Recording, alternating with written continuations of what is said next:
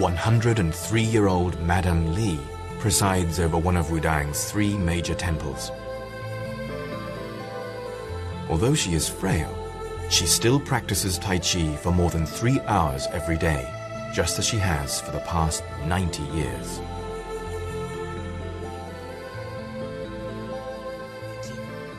While practicing Tai Chi, one's Qi circulates the whole body 18 times. Ancient Chinese religious doctrines are at the heart of everything she does. She uses Tai Chi exercises to build her Qi energy. Madame Li takes her exercises very seriously indeed. When I was 18 years old, I was always sickly. But since I began to practice Tai Chi, I've never been sick again. 2 years ago, youthful black hair began to replace her aged grey locks. She attributes her longevity and her youthful appearance to the daily practice of Tai Chi. When I practice Tai Chi, the Qi circulates through my entire body. There are no sores on my body. As you can see, my hands are still very soft and dexterous. Madame Li has been a Taoist nun and celibate since her teens. She doesn't regret not having a family. She has been single-minded in her devotion. Her path, her Tao, has been here, in Wudang. Taoism is an ancient Chinese philosophy. It is based on the writings of the sage Lao Tzu. It says that each person must find their own way, their own path to fulfillment. Be persistent and determined.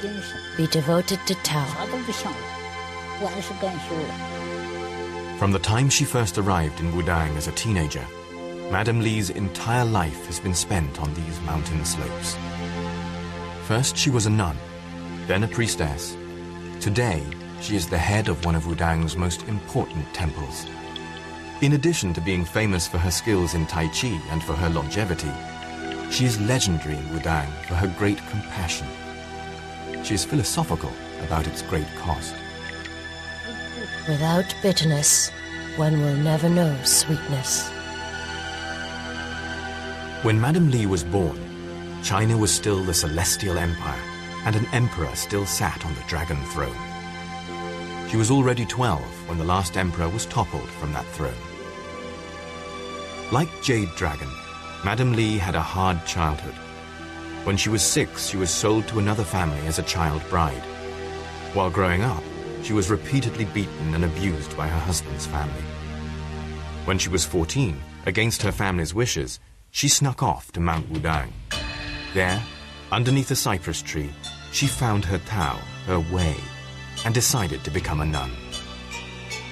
Today, that tree is a place of adoration for Madame Li's disciples.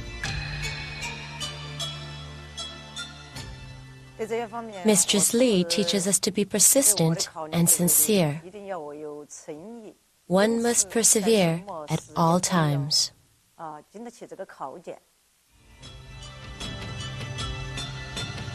During the 1950s, following the Chinese Communist Revolution, the People's Republic launched new measures to fight feudalism and superstition. The monks and nuns of Mount Wudang were ordered to renounce their religion.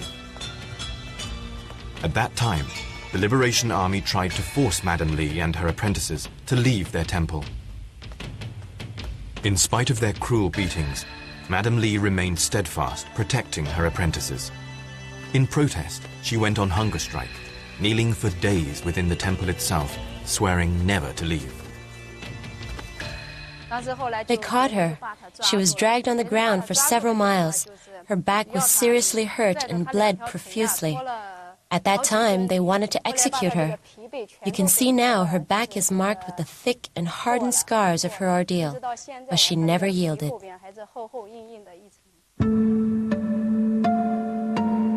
Madame Li persevered. Her belief was strong. It needed to be.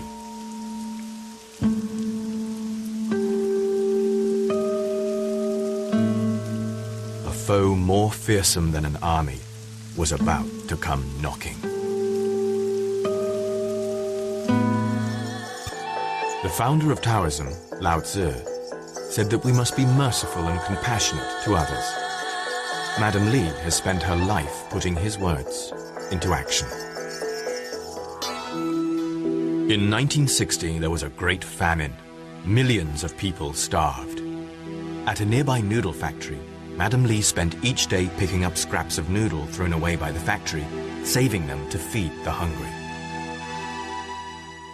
I found dirty scraps of noodles in the sewers of the factory.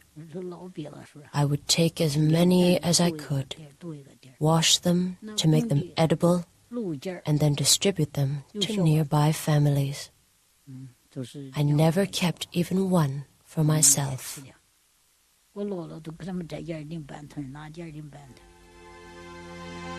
Madame Li's path to Tao has been lonely and tough. Only her faith guided her through long years of hardship.